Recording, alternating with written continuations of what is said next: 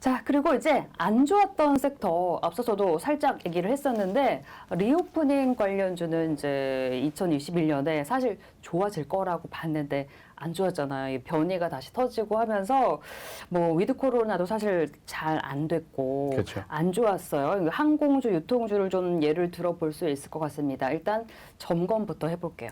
네, 일단은 차트를 한번 보고 얘기를 해볼게요. 네. 일단 업종 차트를 먼저 살펴야 되는데 유통업종 차트를 봤을 때 파란색이 유통업종 차트입니다. 네. 코스피 대비해서 엄청나게 급락을 했죠. 네. 고점 대비해서 마이너스 33%가 하락을 했어요. 코스피는 마이너스 12%였지만 한 3배 정도가 하락을 한 건데 근데 어쩔 수 없었던 것 같아요. 항공주나 유통 쪽을 같이 봐도요. 네. 이거는 우수창고는 항공 쪽이라고 볼 수 있겠어요. 네. 똑같은 이제 하락폭을 나왔죠. 근데 이유는 뭐 코로나가 변이 바이러스가 계속 나오면서 당연히 항공주 쪽에서는 상승할 수 있는 모멘텀이 없잖아요. 네. 그래서 이런 업종 쪽에서 굉장히 안 좋았다라는 부분인데 이번 연도, 그러니까 내년부터는 이제는 더 이상 리스크가 나와도 견딜 수 있는 매출과 이익 체력이 됐다는 게 첫 번째 투자 포인트입니다. 이제는 괜찮다. 네, 이제는 괜찮을 거다. 이제는 어떤 악재가 와도 견딜 수 있는 힘이 마련되었다라는 부분의 전제로 해서 제가 좀 말씀을 드리려고 합니다. 그러면 이제 항공주, 유통주 좀 나눠서 볼 수가 있을 것 같은데, 네, 항공주부터 한번 짚어볼까요? 네, 일단 항공주를 얘기를 하기엔 앞서서 제가 들고 온 종목을 투자 포인트를 몇 가지 얘기를 해볼게요. 일단은 뭐 PPT를 화면을 보고 얘기를 설명드릴 건데 일단 항공주를 얘기할 때 우리는 이제 LCC 즉 중소형 항공주 말고요. 저희는 대형 항공주 위주로 얘기를 할 겁니다. 네.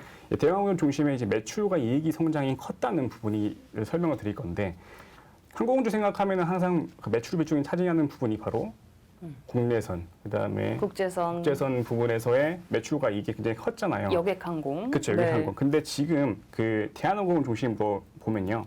사업부문의 배출 비율을 보면은 아까 말씀드렸듯이 국내선, 국제선 부분에 차지하는 매출 비중이 굉장히 줄었고요. 네. 화물 비중이 차지하는 부분이 대부분을 차지하고 있습니다. 그래서 이제 화물 부분이 괜찮아서 주가도 잘 버텨줬고 실적도 오히려 더 좋다고 하더라고요. 맞습니다. 그래서 이제부터는 대한항공이나 이런 아시아나 즉 대형 항공사들이 주가의 하락의 요인이죠. 뭐 변이 바이러스 이런 부분에서 견딜 수 있는 매출 이익 체력이 됐다는 것을 좀 말씀을 드리고 싶은 거예요. 네네. 그래서 뭐 지금 당장 항공주들이 상승할 수 있는 모멘텀은 없다라고 저는 생각을 합니다.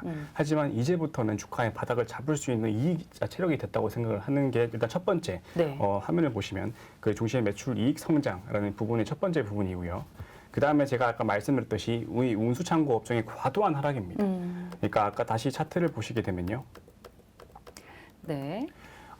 고점 대비해서 마이너스 30%가 하락을 했어요. 그러니까 너무나도 과도한 하락을 한 거죠. 네. 그러면은 이제 생각을 해보면은 최근에 반도체가 시장을 이끌고 가는 건 사실이지만 큰 손들 입장에서도 이런 과도한 하락의 업종을 최근에 리스크, 그러니까 매출에 이익에 리스크를 줄 만한 요소가 사라진 거를 감안하면은 쉽게 투자를 베팅할 수 있다는 거죠.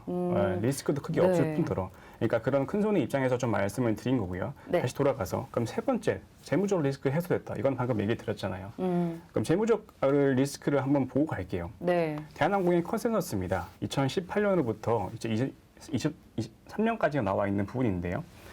2020년은 코로나가 발발한 이후에 영업이익이 크게 줄어든 모습이 있어요. 네. 굉장히 줄어들었죠. 근데 2021년 12월을 보시게 되면은 영업이익이 10배가 늘어납니다.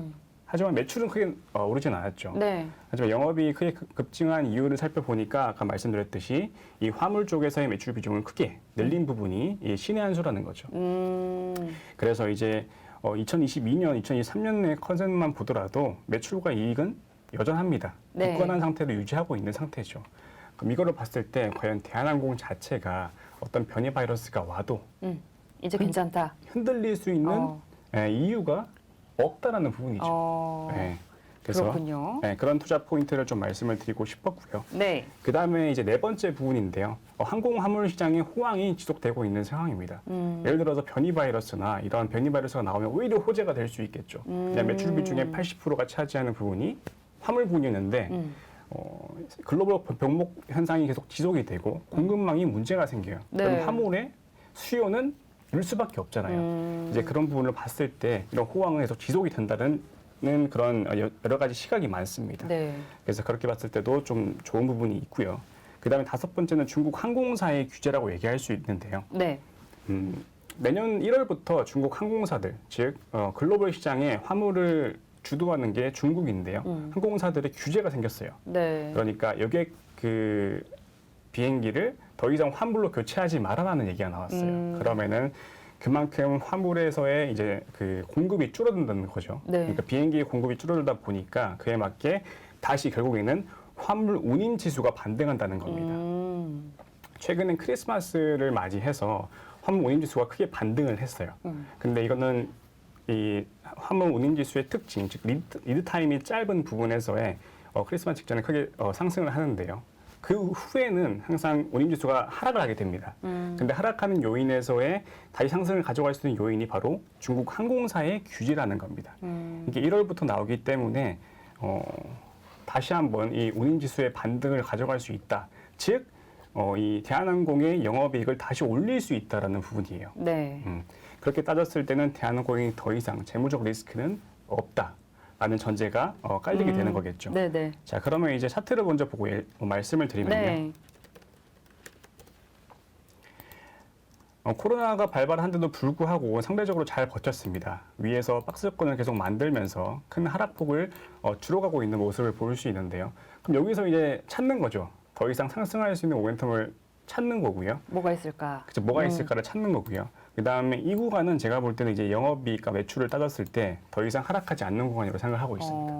그래서 뭐 어떤 뭐 글로벌 증시의 뭐 하락이나 아니면은 뭐 갑자기 글로벌 증시가 폭락을 했을 때 내려온다면 좀 좋은 기회가 될 수 있다라고 저는 개인적으로 생각을 하고 있습니다. 네. 리오프닝주 중에 항공주를 먼저 살펴봤습니다. LCC, 대한항공 좀 대형주 중심으로 분석을 해봤는데 그동안 좀 운임 쪽 하락에 과도했고 대한항공이 이제 여객 쪽보다 화물 쪽 비중을 늘리면서 그 어떤 변이가 오더라도 이제 더 추가 하락을 이끌 모멘텀은 없고 이제 좀 주가가 이제 오를 일이 있을 거다라는 분석인 것 같아요. 그럼 이 종목도 일단 내년에 관심을 갖는 종목인데 주가는 지금보다는 조금 더 하락했을 때 그때 들어가는 전략을 말씀 주시는 거죠? 네, 아까 말씀드렸듯이 기술적 분석 봤을 때 박스권의 하단 부분에 왔을 때는 좋은 매수의 기회가 될 수 있다고 개인적으로 생각을 합니다. 네, 매수 기회 잘 노려보셨으면 좋겠습니다. 언제가 될지는 모르겠지만요.